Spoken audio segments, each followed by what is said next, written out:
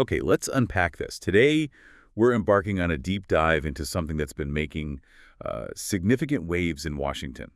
Former President Donald Trump's aptly named One Big Beautiful Bill.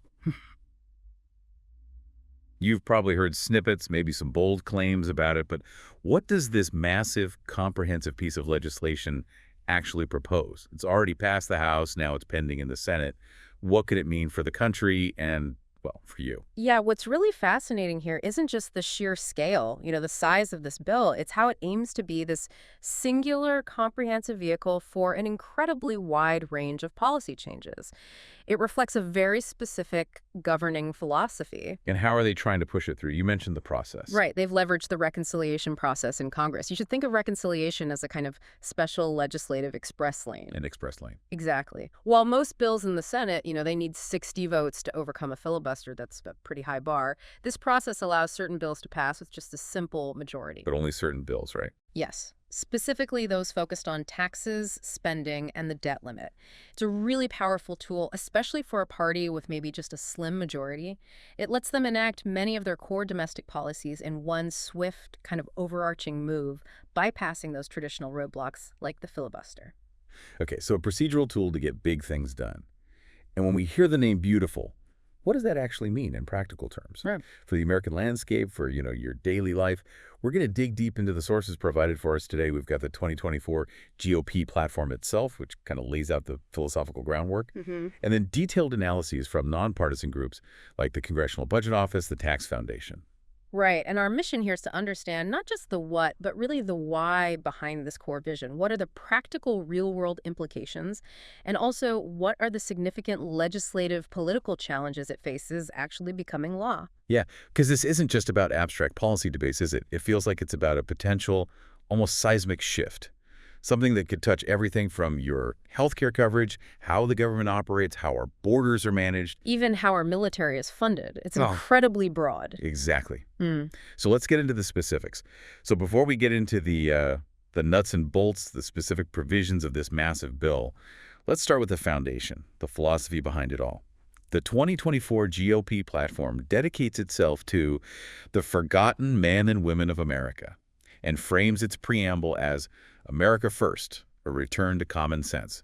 What's the central narrative being established here? How are they setting the stage for everything that follows in this, well, ambitious legislation? This preamble is absolutely crucial. You really have to understand it because it sets the entire tone for the bill and, frankly, for the administration's whole agenda. The platform begins by asserting a very specific, almost dire view of America's current state. Dire? How so? Well, it acknowledges this history of overcoming monumental challenges, right? Vanquishing foes like Nazism, fascism, Soviet communism, highlighting a past of strength, of triumph. But then it pivots sharply. It claims that despite this heroic past, America is now in serious decline. Serious decline, not just a minor setback then. No, it's presented as a fundamental threat, a threat to our future, our national identity, our way of life. And the solution, they argue, is to summon the American spirit once again, just like past generations did, to lead the nation to a brighter future. It's really a call to action based on this narrative of perceived crisis. And it lays blame squarely at the feet of past leadership, right? It's not just a general sense of decline. It's presented as a direct consequence of specific decisions, specific policies over recent decades. Precisely. The narrative is very pointed, unsparing in how it assigns blame. It says that for decades, politicians sold our jobs and livelihoods overseas. They talk about unfair trade deals and a blind faith in the siren song of globalism. Strong language. Very. It claims these leaders allowed borders to be overrun, cities overtaken by crime, the justice system weaponized. It even says young people developed hopelessness and despair because these leaders rejected history and our values. Wow. And it culminates in this powerful, direct indictment. Quite simply, they did everything in their power to destroy our country. So it's a really stark portrayal, active betrayal by previous leadership, creating the very problems this bill is supposed to solve. That's a powerful claim, painting a very specific picture of, how we got here. So how does President Trump's leadership, past and present, tie into this narrative? He's positioned as the solution, right? The one to reverse this course. That's absolutely the core of the platform's argument. It positions President Trump as the unapologetic champion of the American people, the one who reignited the American spirit back in 2016. It credits his policies during his first term with delivering historic economic growth, job creation, and a resurgence of American manufacturing. It argues he pulled America out of pessimism. Okay, so a positive view of his first term. Right. And conversely, it attributes all the current issues they list: raging inflation, open borders, rampant crime, attacks on our children, and global conflict, chaos, and instability directly to nearly 4 years of the Biden administration. So a clear contrast is being drawn. A very clear dichotomy. The core promise, then, is this decisive reversal, of course, to make America great again by restoring a nation based on truth, justice, and common sense. It's past failures versus a promised return to these foundational principles. And this common sense principle seems to be a recurring theme, almost a guiding light, informing several key policy areas.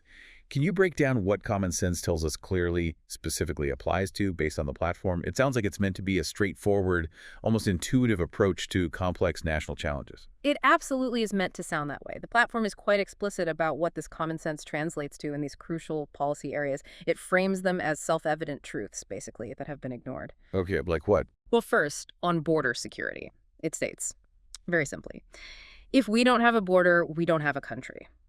This isn't just about physical security. It emphasizes national sovereignty.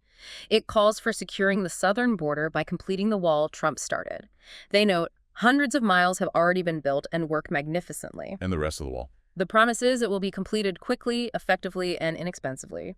It also calls for vigilant checks on other entry routes and, critically, the deportation of millions of illegal migrants who Joe Biden has deliberately encouraged to invade our country, prioritizing the most dangerous criminals. It asserts Biden's migrant invasion must not stand and will be defeated immediately. Strong words. What else falls under common sense? Second, domestic manufacturing. The platform says without it, and without low inflation, our economy, even critical military supplies, are at the mercy of foreign nations. Communities cannot thrive. It highlights a strategic vulnerability, not just an economic one. It calls for the Republican Party to return to its roots as the party of industry, manufacturing, infrastructure, and workers. A real signal towards industrial policy protectionism. Okay. Border manufacturing. What's third? Third, American energy. Common sense tells us clearly that we must unleash American energy if we want to destroy inflation and rapidly bring down prices. And it goes on. Build the greatest economy in history, revive the defense base, fuel new industries, make the U.S. the manufacturing superpower. And the slogan. The phrase drill, baby, drill is right there explicitly used, aiming for energy independence, even dominance, leveraging a U.S. as liquid gold. This isn't just economics. It's positioned as global power national security. Makes sense. Fourth point. Fourth, a strong military. Without it, the platform says, the U.S. will be at the mercy of hostile nations. It calls for America's military to be the strongest and best equipped in the world. But crucially, used sparingly and only in clear instances where our national interests are threatened. So powerful but selective use. Okay, and the last one. And fifth, the principle of equal treatment. The platform says the Republican Party must stand for equal treatment for all and equal application of law to all, regardless of political affiliation or personal beliefs. It directly cites Democrat-led political persecutions as a threat that must be stopped. So it frames the justice system itself as a kind of battleground against political bias. So it's really painted as this fundamental course correction for the nation, a decisive return to these core common sense principles across multiple critical sectors. And this big, beautiful bill is supposed to be the main vehicle to implement this sweeping vision through a series of 20 promises. It truly sounds like a complete overhaul of the current national direction, at least as they see it. Okay, let's transition from that broad philosophical vision to what might be one of the most significant and certainly costly aspects of this bill, immigration policy. The GOP platform talks about securing the border, a migrant invasion. What are the specifics proposed here? Not just the rhetoric, but the actual policy and the resources behind it. Yeah, the platform is remarkably clear, very uncompromising on this. It outlines both immediate actions and, frankly, ambitious long-term goals. It commits to securing the southern border by completing the border wall that President Trump started. They emphasize hundreds of miles have already been built and work magnificently. And completing it quickly, they said. Quickly, effectively, and inexpensively is the promise. Suggests an aggressive timeline, high efficiency. Furthermore, it mandates vigilant checks for those entering by other routes, making sure no one can enter our country who does not have the legal right to do so. But maybe the most dramatic promise is to deport millions of illegal migrants who Joe Biden has deliberately encouraged to invade our country. Millions. Millions, explicitly prioritizing the most dangerous criminals and working with local police. The statement concludes really emphatically that Biden's migrant invasion must not stand and will be defeated immediately under a Trump administration and Republican Congress. It's framed as an urgent, almost existential threat. That's a very strong rhetorical stance, definitely. But what does the bill actually propose in terms of hard numbers, funding, operational changes, especially for agencies like ICE and Border Patrol? We must be talking about a massive expansion to achieve those goals. That's right. The sources describe this as an immense cash infusion. Just for context, the current annual budget for ICE Immigration and Customs Enforcement, the main interior enforcement arm, is around $10 billion. Okay, $10 billion now. And the bill proposes. It would dramatically expand that whole law enforcement and detention network. Unprecedented scale, really. Specifically, the bill puts a staggering $50 billion towards building the border wall. That's a huge commitment to physical barriers. $50 billion for the wall alone. Wow. And another $4 billion for Border Patrol operations, enhancing their, on-the-ground capabilities. But beyond infrastructure, it requests more than $12 billion for 18,000 new ICE and Border Patrol personnel. 18,000 new personnel. Yes. This isn't just building a wall. It's a massive, truly enormous increase in the human resources for immigration enforcement. It would nearly double the current ICE force of around 20,000 employees. 18,000 new personnel, billions more for ICE. That's a staggering increase. It would fundamentally change the landscape of immigration enforcement. What's the ultimate goal with this expansion? I heard something about an Amazon-like deportation system. What exactly does that mean? How would that even work? Yeah, that Amazon-like analogy comes directly from ICE's acting director, Todd Lyons. It really illustrates the ambition here. ICE has stated its goal is to dramatically increase its current detention capacity from about 41,000 people 21,000 now. to an unprecedented 100,000. 100,000 people in detention capacity. Exactly. And Lyons' vision is a deportation system that could function like Amazon, trying to get your product delivered in 24 hours. This would be a truly vast industrial-scale increase over current operations. Can you put that in perspective, like arrests per day? Sure. Trump's senior advisor, Stephen Miller, has publicly set a goal for ICE to make 3,000 arrests per day of people in the country illegally. Now, during the first 5 months of Trump's second term, ICE was arresting roughly 650 a day. So 650 now, aiming for 3,000 a day. Right. Jumping from 650 to 3,000 arrests daily is an enormous logistical, financial undertaking. Even with these tens of billions proposed in the bill, some analysts, some experts, they question if it's truly enough to meet these really aggressive goals. Given the sheer scale, the complexity, identifying people, apprehension, detention, physical removal, it's huge. It sounds like an enormous undertaking, yeah, a total reshaping of the system. What about the process itself? Is the current immigration system even equipped for that kind of scale? Or are there existing challenges that would just be amplified by this aggressive push? Well, the current system is indeed often described as chaotic, overwhelmed in many ways. This bill would push it to its absolute limits. Judges are already overworked. There's a chronic shortage of translators. Immigrants often don't have access to lawyers. That creates huge bottlenecks, a massive backlog of cases. And I heard something about arrests happening differently now. Our sources highlight that, yeah. A notable recent spike in arrests outside courtrooms. Agents waiting to detain immigrants as they attend routine hearings.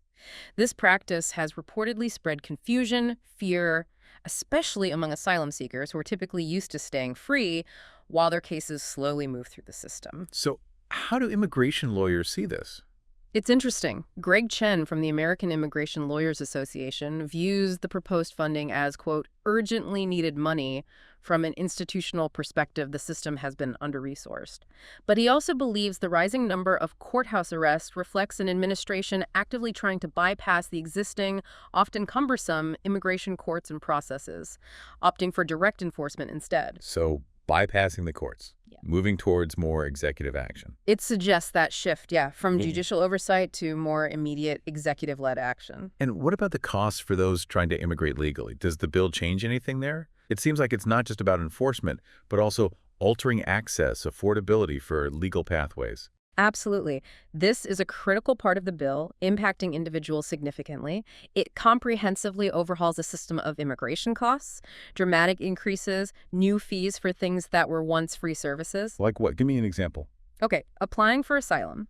Historically, that's been a fundamental free service for people seeking protection. Under this bill, it'll cost $1,000. $1,000 just to apply for asylum. Yes. And then asylum seekers would face another $550 for employment applications, adding to their financial burden when they're most vulnerable, maybe have no income. And other fees. Equally significant increases. Appealing an immigration judge decision used to be $110. It would jump to $900, more than 8 times the cost.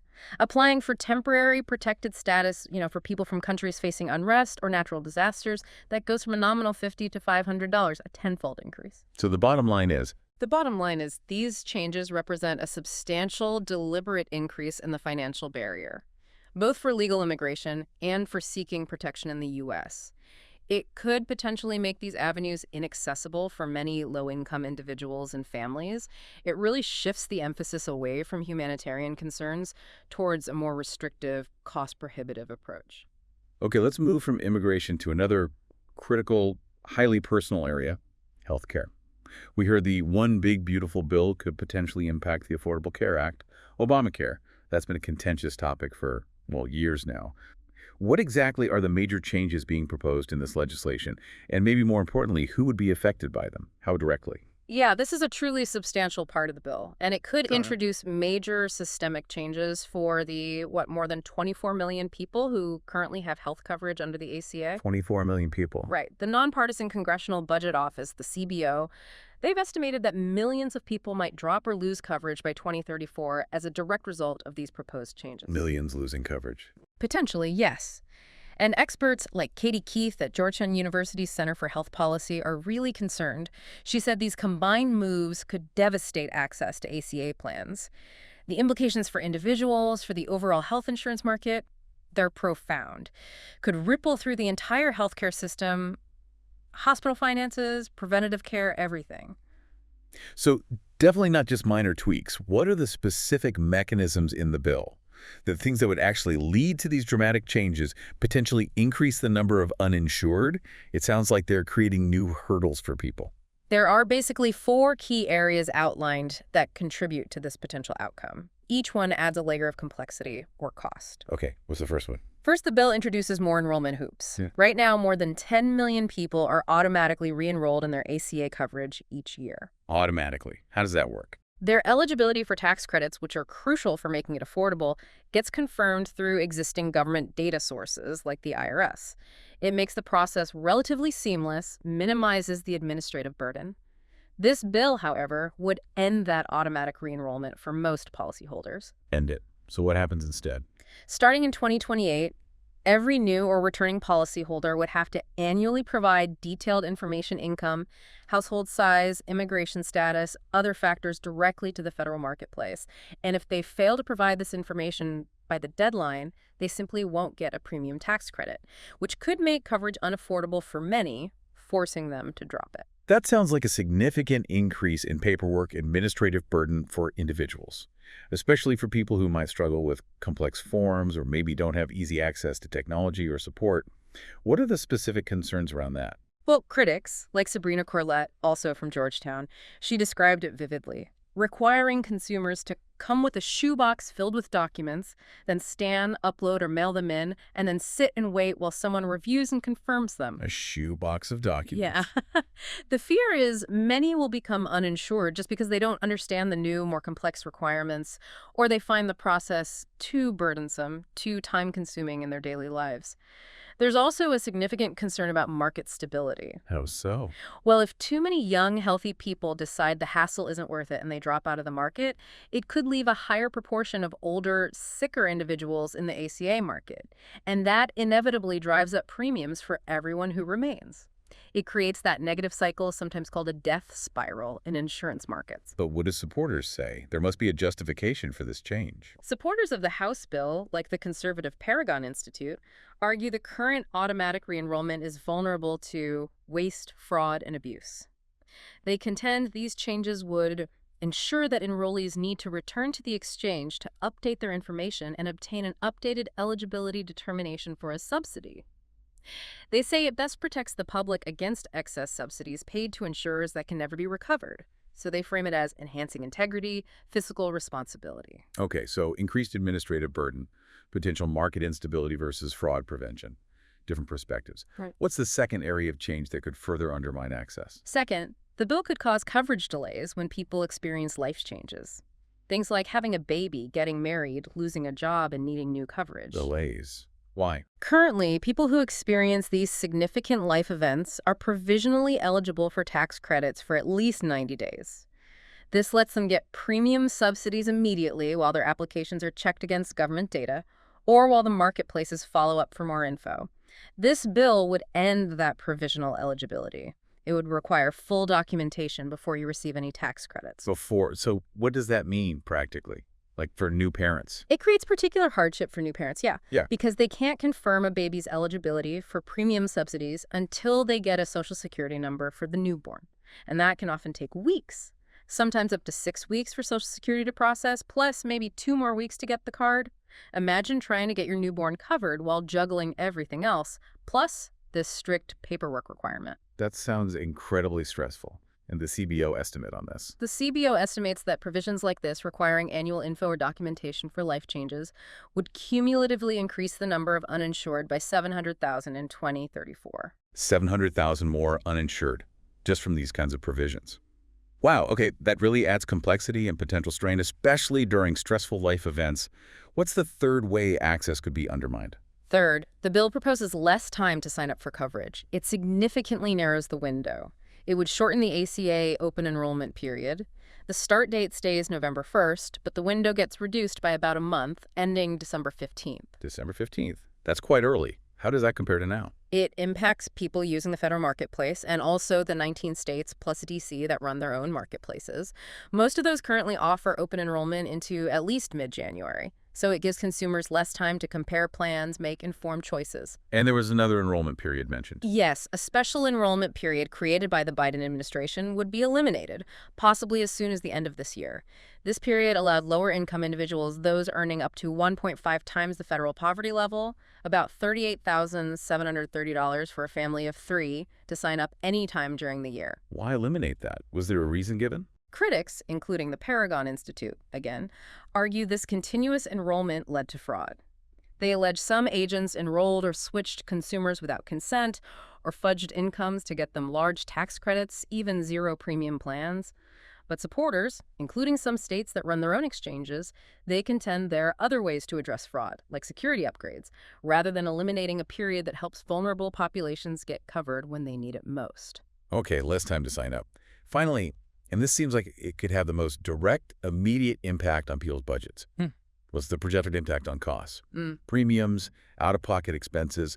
This hits affordability directly. This is the fourth change, and yeah, arguably the most impactful for many.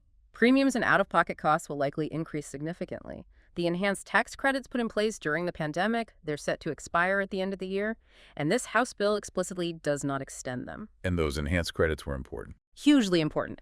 They're widely credited with helping to double ACA enrollment since 2020, precisely because they made coverage more affordable for millions. The CBO estimates extending these subsidies would cost $335 billion over 10 years. But the bill doesn't fund that. No.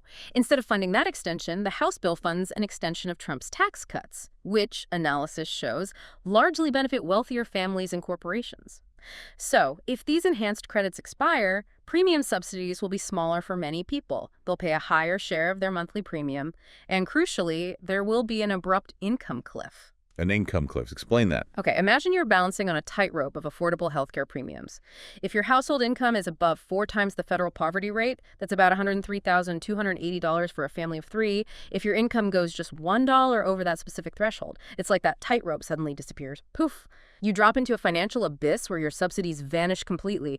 Your premiums could jump by thousands of dollars overnight. Thousands. That's drastic. KFF, the Health Policy Research Organization, estimates a national average premium increase of a staggering 75% for enrollees if the enhanced subsidies expire.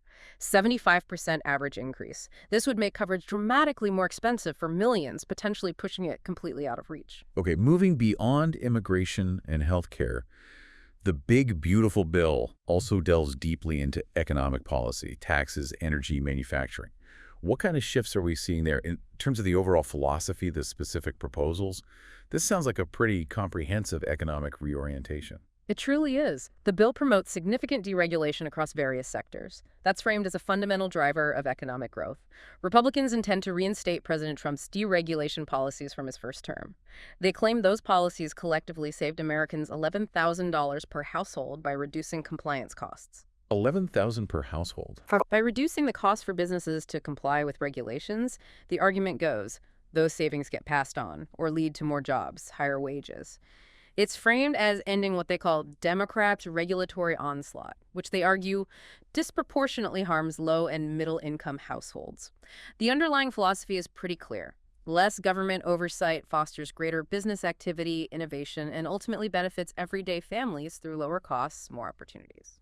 And what about the broader economic philosophy? Trade, energy, those have been key platforms for this administration's economic vision. How do they play out in the bill?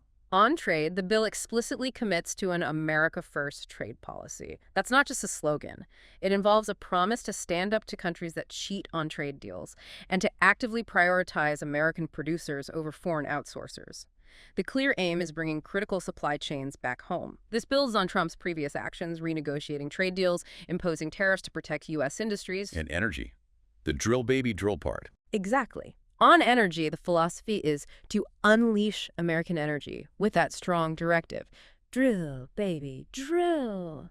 The goal is energy independence, even global dominance. The explicit aim is rapidly bringing down prices at home and building the greatest economy in history.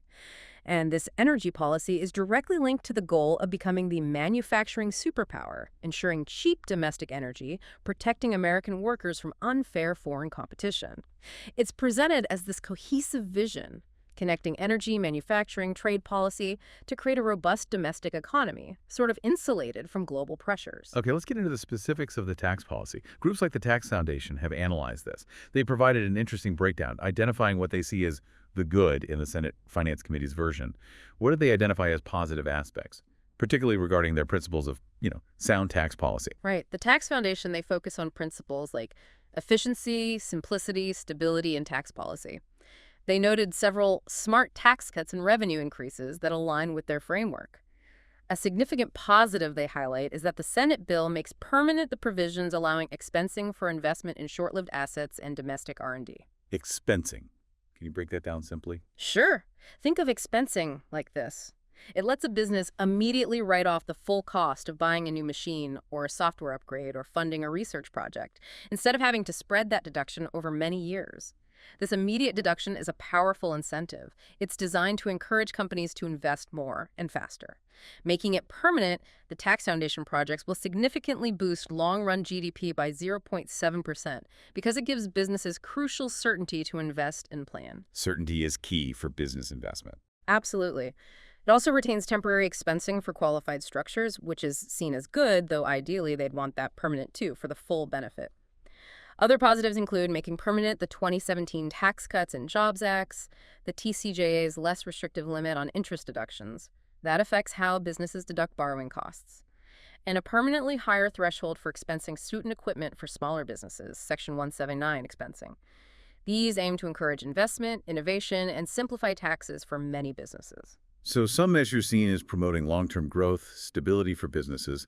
What about individual taxpayers? Are there any good provisions for them, things that simplify or lighten their load? Yes, for individuals, both the House and Senate versions of the bill permanently extend the rates and brackets from the 2017 individual tax cuts. That offers significant certainty for households, lets them plan finances with a clearer idea of future tax liabilities, adds stability to the tax code structure. And the standard deduction. The Senate bill also permanently extends a larger standard deduction and a modified alternative minimum tax threshold. The Tax Foundation specifically notes these two provisions have greatly simplified the tax code for millions, makes it easier to file without itemizing, reduces complexity for a lot of people. What about the SALT deduction cap? That was controversial. Right.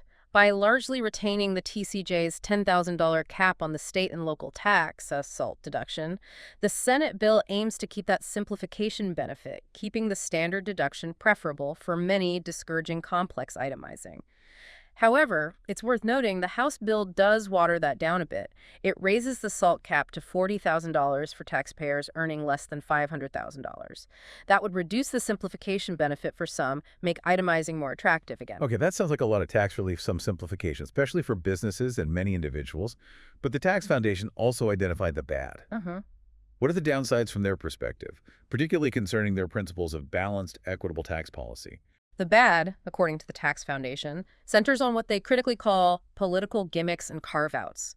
In their view, these violate basic tax principles of treating taxpayers equally. They're provisions designed to give specific, targeted benefits to certain groups rather than broad relief or economic efficiency, often introduced for political reasons, not purely economic ones. Can you give examples of these gimmicks? Sure. Examples include new tax exemptions for overtime pay and tips, which complicates payroll and taxation for specific income types. There's a deduction for auto loan interest, an additional standard deduction just for some seniors. These four provisions combined, they're projected to cost more than $350 billion over just the first 4 years. $350 billion, that's a lot. It is. And if these temporary provisions get extended later, which often happens with these things due to political pressure, the cost could more than double over the next decade, over $700 billion. The Tax Foundation argues it's better not to introduce these bad ideas in the first place. Even though they have some complicated eligibility rules that reduce the immediate costs, they still introduce complexity and inequity into the tax code from a pure policy standpoint. Okay, so targeted breaks that add complexity and cost. What's the overall fiscal impact of this big, beautiful bill? Yeah. We've heard significant concerns about the national debt. It's already a huge issue. This bill sounds like it's adding substantially to it. This is indeed a major point of contention, a source of considerable concern for fiscal watchdog groups. The Committee for a Responsible Federal Budget, the CRFB, they estimate the Senate version of the bill appears to add roughly $4 trillion to the national debt through 2034. That includes interest. $4 trillion. $4 trillion. And just to put that in perspective, that's about $1 trillion higher than the House-passed version of the bill. Shows how different legislative tweaks can have massive fiscal implications. And the CRFB warns this cost could even rise above $5 trillion if some of those temporary provisions, those political gimmicks we just talked about, were eventually made permanent.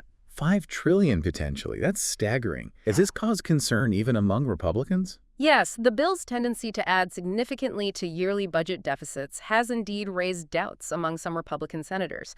Highlights internal divisions on fiscal priorities. Senator Ron Johnson, for example, highlighted the gravity of this. He stated that every 1% increase in interest rates costs taxpayers about $360 billion more a year just to service the national debt. It really underscores the severe long-term fiscal risk from such a large increase in borrowing, especially if interest rates are rising. #V, military defense, and a shifting global posture. Okay, let's shift to defense and foreign policy. The GOP platform talks about strengthening the military, restoring peace globally. How does the big, beautiful bill directly contribute to these goals? And what else can we infer about the administration's global strategy from the source material, maybe even beyond the bill's specific contents? Well, the bill explicitly commits to strengthening and modernizing the military. The aim is making it, without question, the strongest and most powerful in the world. This reflects a core belief that military might is absolutely foundational to national security, global influence. And in terms of actual money, allocations in the bill. In terms of concrete allocations, this 1,116-page document includes a significant increase, $150 billion in overall military spending. That's a substantial injection of funds. It's intended to enhance defense capabilities across the board, personnel, hardware, research, and reinforce the U.S. global military posture. Signals a clear priority on strategic defense investments. And there's a specific, very ambitious defense project mentioned, isn't there? Something about a Great Iron Dome, like Israel's missile defense, but for the whole U.S. That sounds like an enormous undertaking. Yes, that's a key promise outlined in the platform and funded within the bill. To build a Great Iron Dome missile defense shield over our entire country, all made in America. This isn't just talk. The bill earmarks a substantial $25 billion specifically towards this planned Golden Dome defense system. $25 billion for that system alone. Right. It certainly reflects a strategy heavily focused on domestic defense capabilities, aiming to create this comprehensive national missile defense umbrella against potential threats, emphasizing self-reliance, advanced technology, though the feasibility and cost-effectiveness of such a system on a continental scale, well, that's a subject of ongoing debate among defense experts. Right. Now, beyond the direct military spending in the bill itself, the source material also touches on some broader foreign policy actions, proposals by the administration. These might not be explicit legislative mandates in this bill, but they do seem to illustrate the broader foreign policy approach, the priorities of this administration. A philosophy that this defense spending is clearly designed to enable and support. That's a really important connection to make, absolutely, because these actions illuminate the administration's assertive, often unconventional foreign policy stance. It shows a willingness to use decisive force, maybe redefine traditional alliances. Exactly. For example, the U.S. launched airstrikes on 3 Iranian nuclear sites, Fordo, Natanz, Isfahan, back in June 2025. These operations used advanced military assets. B-2 bombers flying 18 hours from Missouri, refueled multiple times, cleared by fighter jets, plus more than 24 Tomahawk missiles fired from a Navy sub. Secretary of Defense Pete Hegseth stated the operation devastated the Iranian nuclear program, while specifically noting it didn't target Iranian troops or people. It illustrates a willingness to use decisive military force for strategic objectives seen as vital. There were also some pretty controversial, expansive statements regarding Gaza, signaling a potentially new, very direct direction for U.S. involvement in the Middle East. Indeed. Trump stated he wants the U.S. to take over and own Gaza in a redevelopment plan. That's a significant, highly provocative claim. It moves way beyond traditional diplomatic or humanitarian aid roles. It suggests direct U.S. control, reconstruction of a territory deep in conflict. Such a position would undoubtedly have vast geopolitical implications, require immense resources, potentially reshape the entire regional dynamic, which would necessitate the kind of global military and diplomatic presence enabled by the defense spending in this bill. And perhaps one of the most unusual foreign policy discussions involves Greenland. This wasn't just a passing comment, was it? It seemed amplified by the administration, reflecting a rather unique approach to securing strategic assets. Yes, that was striking. The administration revived and amplified the proposal for the United States to purchase Greenland from Denmark. Ownership and control of the island were described as an absolute necessity for national security, emphasizing its strategic geographic location. This came up before, didn't it? It builds on a prior offer from Trump during his first term, which Denmark refused. Then, in January 2025, Donald Trump Jr. even visited Greenland's capital, Nuuk, handing out Magi hats publicizing the interest. At a press conference the next day, Trump refused to rule out military or economic force to take over Greenland or the Panama Canal, though he did rule out military force for Canada. A bill was even introduced in Congress to advance efforts to acquire Greenland and rename it Red, White, and Blue Land. Red, White, and Blue Land. Okay. It reflects a very assertive, almost transactional approach to securing perceived U.S. interests and territories, prioritizing strategic assets through unusual, sometimes aggressive means. We also saw a significant shift in foreign aid, particularly with USAID, the U.S. Agency for International Development. This had substantial global repercussions, raising questions about U.S. influence abroad. That's a critical point. It reflects a broader shift in global posture, a reevaluation of traditional foreign policy tools. The administration, with figures like Elon Musk involved in advisory roles, moved to dismantle U.S. aid, which has long been a primary vehicle for U.S. influence, humanitarian efforts abroad. This included a freeze on new funding for almost all U.S. aid programs worldwide. A freeze on almost all aid. What was the impact? Well, humanitarian aid groups warned of possible deadly consequences from this sudden cutoff. A Supreme Court ruling later unfroze $2 billion in foreign aid funding. But the Secretary of State announced that a staggering 83% of USAID's programs were being canceled anyway. 83% canceled. Yeah. This dramatic move was described by some experts as a great gift for China, potentially allowing them to expand their influence, their presence in regions where U.S. aid once played a dominant role, effectively creating a vacuum that other global powers might fill. It demonstrates a clear move away from traditional foreign aid as a tool of U.S. influence, favoring other forms of engagement, or perhaps disengagement. #6 governance, education, and justice reforms. All right, the Big Beautiful Bill and the broader platform also address significant reforms to government itself, the education system, the justice system. How does the administration plan to end the weaponization of government? That's a phrase we've heard frequently. Seems to define a core grievance. Right. The GOP platform states its commitment to end the weaponization of government against the American people, and to ensure equal application of law to all, regardless of political affiliation or personal beliefs.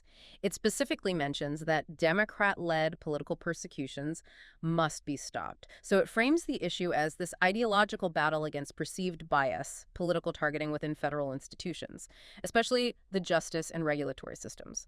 The bill itself aims to implement reforms that would limit the power of various agencies and ensure what they see as a more impartial application of the law. And this directly relates to actions taken by the administration regarding alleged targeting of political opponents and critics, doesn't it? Our sources detail a significant focus on this. Yes, absolutely. The second Trump presidency has been characterized by actions described by media, by legal experts, as a deliberate retribution and revenge campaign against those perceived as political adversaries. Trump himself repeatedly stated during the 2024 campaign that he had every right to go after perceived political opponents. Every right. That was his phrase. Experts have described these actions as having authoritarian tendencies, potentially contributing to democratic backsliding, negatively impacting fundamental principles like free speech, the rule of law. It's noted the administration has aggressively moved to fulfill promises of retribution against an extraordinary range of individuals, organizations. Like who? Political opponents, news organizations, former government officials, universities, international student protesters, even law firms. Critics view this as making a reality of the very weaponization of the Justice Department that he once criticized, by actively using government powers to target those seen as adversaries rather than solely pursuing impartial justice. Okay. Shifting gears to education, what's the vision for K-12 schools and parental rights? Another area that features prominently in the platform seems like a major cultural battleground. Yeah, the Republicans offer a comprehensive plan for education, aiming to cultivate great K-12 schools, ensure safe learning environments free from political meddling, and restore parental rights. This reflects a clear desire to shift control over curriculum, school operations closer to parents, local communities. How would they do that? What are the key proposals? Key proposals include supporting schools that focus on excellence and parental rights, advocating for significant changes to the teaching profession itself, like ending teacher tenure, adopting merit pay, provisions meant to incentivize performance, accountability. They also support various publicly supported educational models, charter schools, private school vouchers. A central tenet is universal school choice in every state in America. Universal school choice. That's the goal, pursued by expanding 529 education savings accounts, equally supporting homeschooling families, aiming to give parents more financial power, direct control over their children's education choices, rather than relying solely on traditional public schools. What about curriculum content? School safety. Those are often hot-button issues in education debates. How does the bill or platform address these? Well, the platform emphasizes education that prepares students for great jobs and careers, supporting project-based learning, schools offering meaningful work experience aligning education with workforce development. Crucially, it pledges to expose politicized education models and funnel federal funding away from any school, pushing critical race theory, radical gender ideology, and other inappropriate racial, sexual, or political content on our children. So, directing funding based on curriculum content. It's a direct intervention into curricular decisions, yeah. Reflects a strong stance against certain pedagogical approaches and topics. On school safety, it supports overhauling discipline standards, advocating for immediate suspension of violent students and hardening schools to prevent violence, aiming for safer, more disciplined learning environments. The overarching theme for education is very clear. Knowledge and skills, not CRT and gender indoctrination, emphasizing traditional academics, vocational training over what they see as ideologically driven content. And what about the criminal justice system? Urban environments. How does the bill or platform address crime, urban revitalization, particularly in relation to issues like immigration? The platform commits to a multifaceted, definitely tough-on-crime approach. It explicitly pledges to stop the migrant crime epidemic, directly linking immigration to crime, signaling a policy prioritizing enforcement against non-citizens. It also aims to demolish the foreign drug cartels, crush gang violence, and lock up violent offenders, signaling a broad push for increased law enforcement incarceration. And beyond enforcement. Beyond direct enforcement, it also promises to rebuild our cities, including Washington, D.C., making them safe, clean, and beautiful again. suggesting a broader urban renewal initiative tied to crime reduction, public order. This implies potentially significant federal investment intervention in urban areas to achieve these goals. Finally, the bill and platform also touch upon the judiciary and elections, foundational aspects of American governance, democracy, especially given recent debates. What are the key proposals there? Yes, absolutely fundamental pillars. The platform states a clear commitment to upholding the Constitution of the United States, appointing judges who respect the rule of law, emphasizing judicial philosophy aligned with a strict interpretation of the Constitution.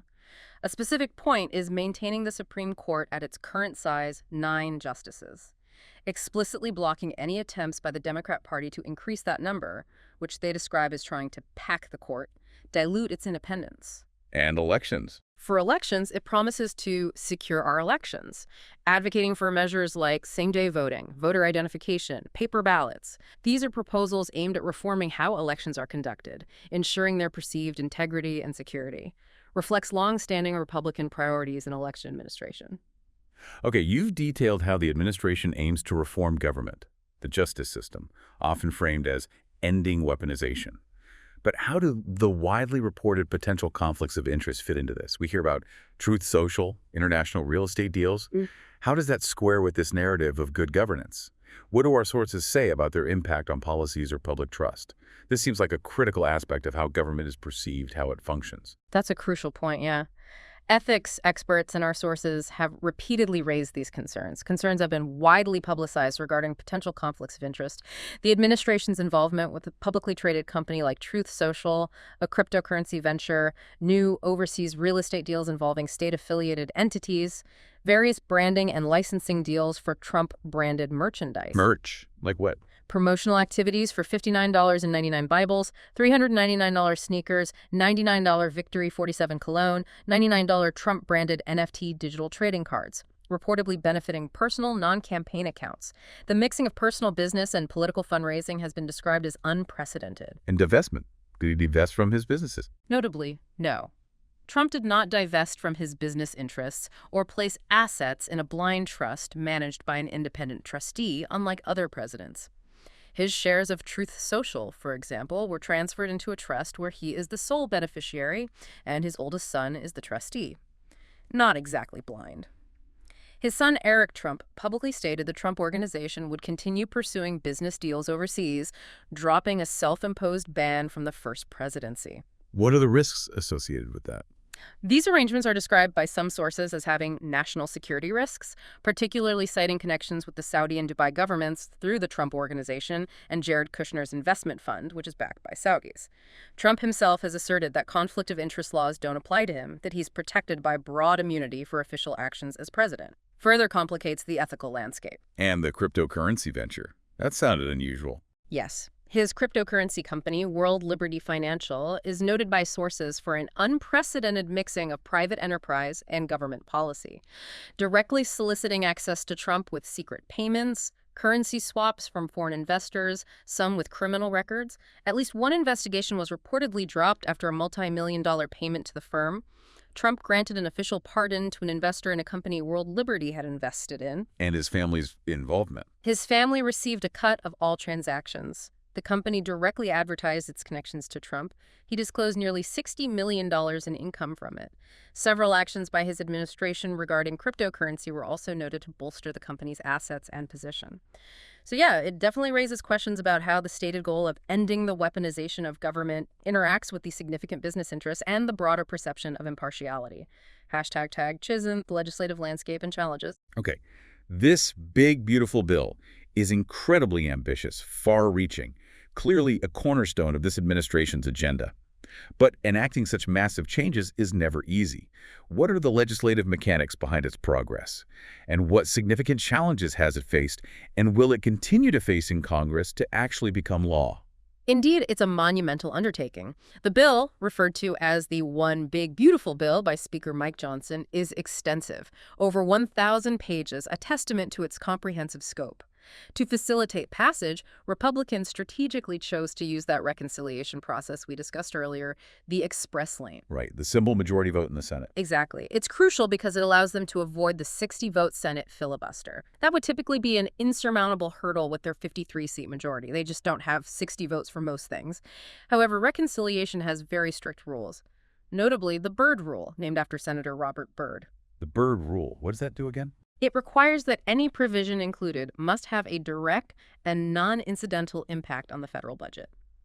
Essentially, measures can't be primarily policy-driven with only an incidental budget effect. They have to directly relate to spending, revenue, or the debt limit. So the bill needs to pass both chambers with identical instructions, but the Byrd Rule can be a major hurdle, forcing changes. How has that actually played out in the Senate, specifically with the Senate parliamentarian who interprets and enforces these rules? It has been a significant ongoing challenge. It's really reshaping the bill's final form. The Senate parliamentarian, Elizabeth McDonough, has rigorously applied the Byrd Rule. She's ruled that numerous provisions from the House-passed bill from various Senate committee proposals violated the rule. Violated it. Meaning, these provisions were deemed to have only an incidental impact on the budget, or were primarily policy-driven. Therefore, they could not be included in a 50-vote reconciliation bill. They effectively get stripped out. The bill has to be modified to comply. It really demonstrates the power of legislative procedure as a significant check, even when they bypass the filibuster. Can you give us some specific examples? What kind of significant policy details got stripped out?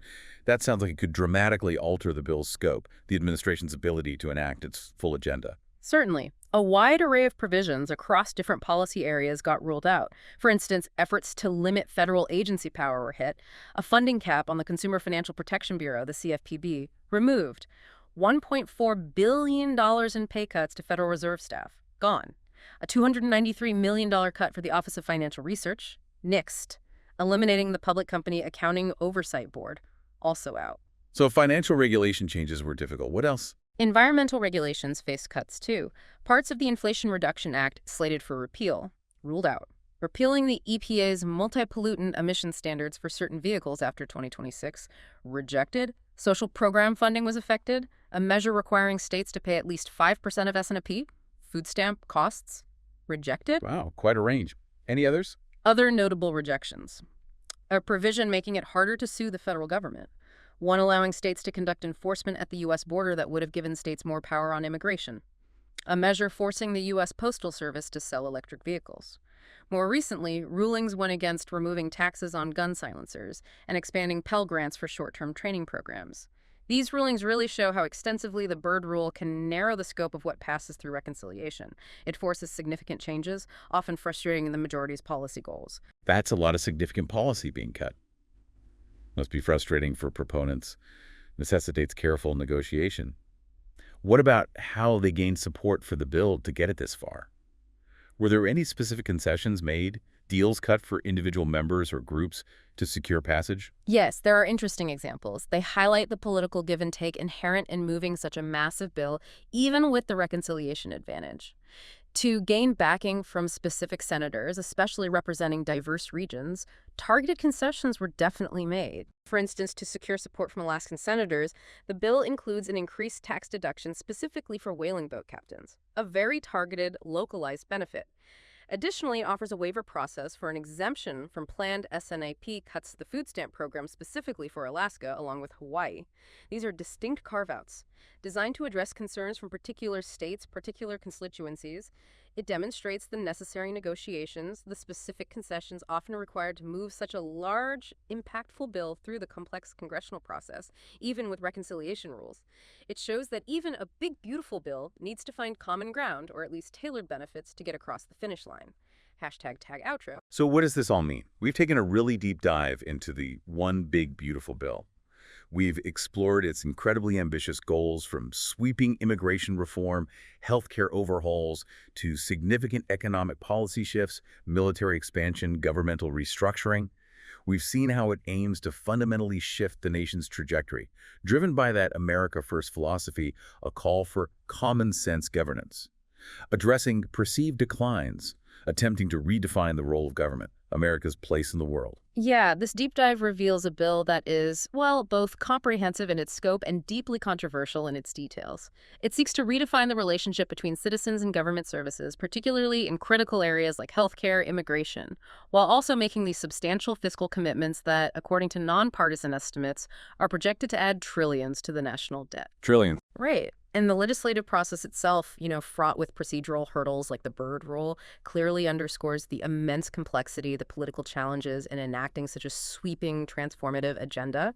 The very fact that such a vast range of policies are bundled into one single bill, it speaks volumes about the ambition behind it. It's a vision that promises, well, a return to perceived greatness for some, while raising significant concerns about access to essential services, fiscal responsibility, and indeed, the rule of law for others. For you, the listener, this isn't just about abstract headlines or political talking points. It's about understanding the specific policy mechanisms at play, their potential ripple effects on your daily life, your family, your community, the broader economy for years to come. Which raises, I think, an important question to ponder. In a world that feels increasingly complex, with information overload, how might a singular, all-encompassing piece of legislation like this big, beautiful bill, trying to do so much at once, how might that change the very nature of public debate? Policy making, does it potentially simplify things, or perhaps ultimately complicate our collective understanding of government's role and its impact? And what does it mean when the sheer size and scope of a bill become a kind of political statement in themselves? A lot to mull over, definitely. Thank you for joining us in this deep dive.